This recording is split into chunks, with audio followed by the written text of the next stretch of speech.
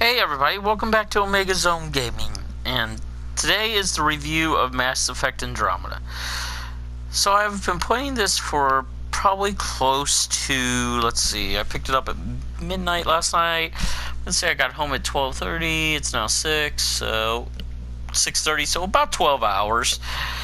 I put some good time into it, and I figured I'd give you my thoughts. So, yes, the facial animation issues are there. For humans, they are god awful. But overall, graphics wise, it is not the end of the world. Sarah Ryder looks especially bad. Mel Ryder looks okay. I always play as a female shepherd, main character. Like, I did female shepherd first in my original trilogy playthroughs. So, I still wanted to play as Sarah Ryder first, but her brother does definitely look better than her. Now, onto the story. Okay, so, the beginning cutscene is between Mass Effect 1 and 2. They're prepping this initiative at that point. That is the very beginning cutscene. I'm not sure how nobody apparently knew about this, since it's never mentioned in any other Mass Effect game, but they did it. Then it jumps ahead 600 years later to you actually reaching Andromeda. That's where your character gets introduced. That's where, as one of the Ryder twins, you wake up. I'm not going to give anything else away in the story. The story so far has been competent. It works. It's great. Actually, pretty great story. More casual than Mass Effect 2 and 3, but still a great story. And I'm going to give the story a 5 out of 5. Okay, on to graphics. Now, facial animations are a huge issue, and a point is docked for that. But overall, this game is beautiful. Worlds are vibrant. The ship is amazing. I mean, they brought back a lot of the cues from the original Mass Effect games. And, it just overall looks good. I mean, some of the views here, like, you can see the cluster cloud off to the side there. You can see the engines. You can see the planet below you from right in here. So, they did an amazing job overall graphically. Facial animations, yes, they screwed up on. So, I'm going to give the graphics a 4 out of 5. Just because the one little issue with facial animations doesn't doom the entire graphical engine of this game. So, onto audio. The audio is fantastic. Everything from new music to a remix version of the Normandy Reborn theme that's used for the Tempest. It's just, it all screams good.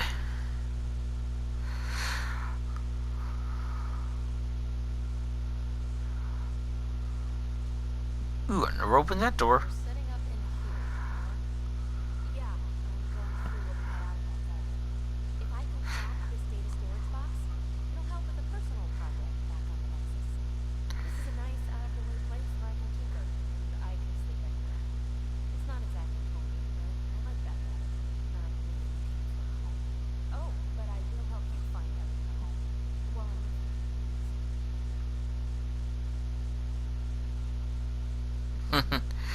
So, as you just may have heard, voice acting is pretty good. I mean, it has its issues. I think that's more due to the writing.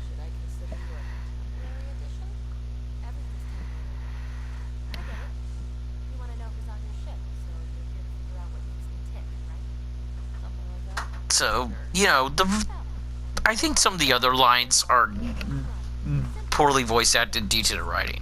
Like, there's one particularly horrible line where they go, a Pathfinder is not a Pathfinder until he has path found. There's some horrible lines, but I can't fault the voice actors for what they're given. When I'm talking to characters one-on-one, it seems to be pretty good for the most part, audio-wise.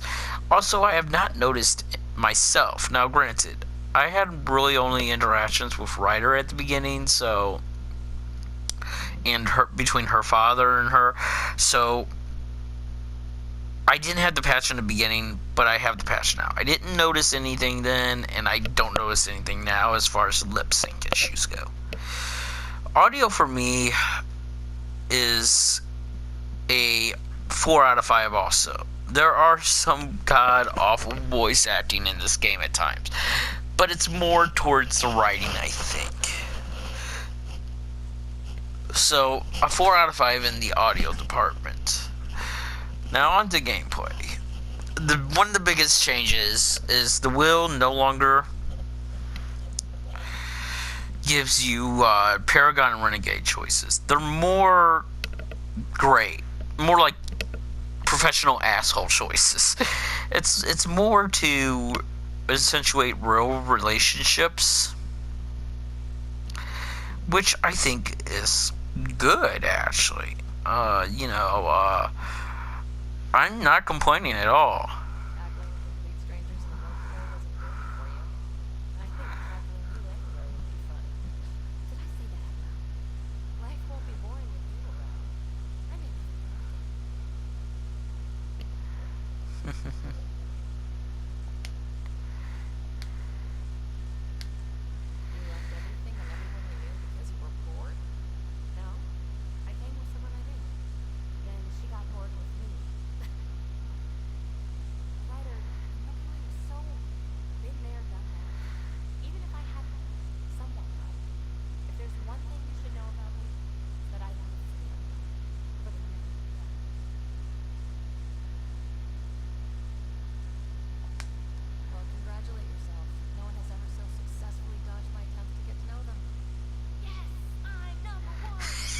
You see, that is funny.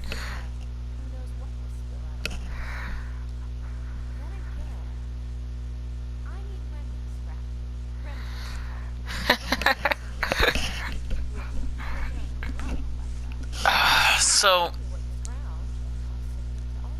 now that we've got this more gray wheel, it's actually a really interesting tech. So, another aspect of it is this area right here. Let's go to it. So you have your research center, which you can research items. Like I have 300 points currently. Hey, my points went back up. So let's. Oh, okay. You get three. You get one for each area. Okay. So I have 300 points in my Milky Way area. So, like the Hyper Guardian chest takes me 70 for level 1, 30 for the 35 for the helmet, and we'll level 1 all those. We'll complete all those level 1. So that leaves me with 125 left. Now we'll do some weapons. Okay. I'm thinking an assault rifle. Let's do the Falcon. And that cleared out all my points for that. Okay, so let's see if there's anything else I can do over here. Augmentations. Coin unit. There we go. And augmentations here. Nope, there's nothing I can do. Okay. So far I've done everything over there. Now, when you go over to development, if you actually have the items, so let's go into assault rifle. Now it shows what you need. So I currently need more copper to do this one, but I could do the matlock, which, if you remember from Mass Effect 1, the matlock was a really good headshot weapon. So let's go ahead and make that. I developed it successfully. .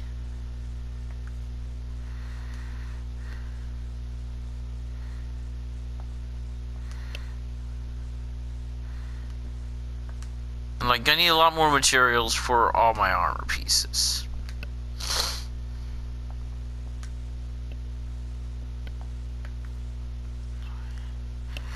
Nomad you can upgrade with different modes as well, through also required materials. And then you have specialty items which you can get blueprints for. So then you have strike team missions.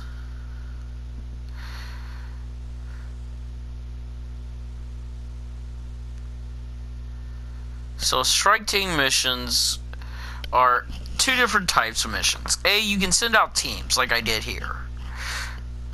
B, you can go into multiplayer matches as well. That's what Apex missions are. Apex missions are multiplayer matches you can jump right into. You can also get Pathfinder rewards, and you can also hire more strike teams. Each one takes about an equivalent of 2 hours. There still is a shop, so that works. Combat is more like a mix between Mass Effect 1 and Mass Effect 3's. The biggest upgrade is it's less directly over the shoulder and more pulled back and subdued like Mass Effect 1's. The best part is the new thruster pack or powers, depending on how you do it, which can give you like flight and quick maneuverability abilities. So those are awesome. The last big thing into the gameplay segment is this, the new galaxy map. Now, as you can see, the difference between this one and the old games is there's not a CQC like the old one where you're just right behind everybody. You're right in front of your two pilots, actually, and everybody else on the ship is behind you. You open up the galaxy map, and it's this much improved version that fully shows everything.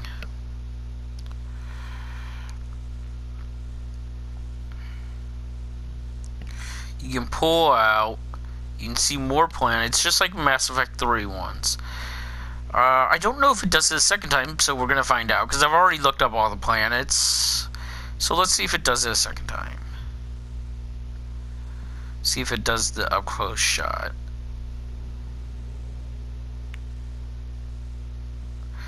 So you go into this first-person mode when you're traveling this time around, which is pretty cool. So it does do the initial up-close shot. Okay, that's awesome. And then it gives you the information. If you are looking for something on the planet, you can go into slowdown mode from Mass Effect 2. Obviously, I got nothing to do on this planet right now, but if I did, R2 would launch a probe.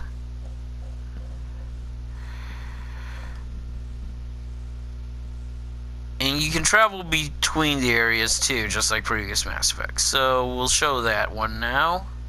It's going to show me pulling away from the planet in first person, and then it's going to take me into like a hyperstellar drive. I don't know.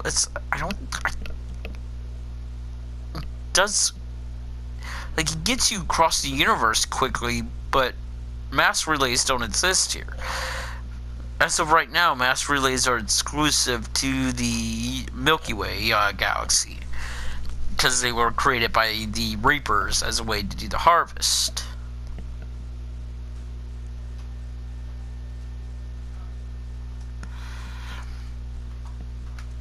So, the only real negative I have to say about gameplay is there are a lot of, like, EverQuest fetch quests, year one MMO fetch quests.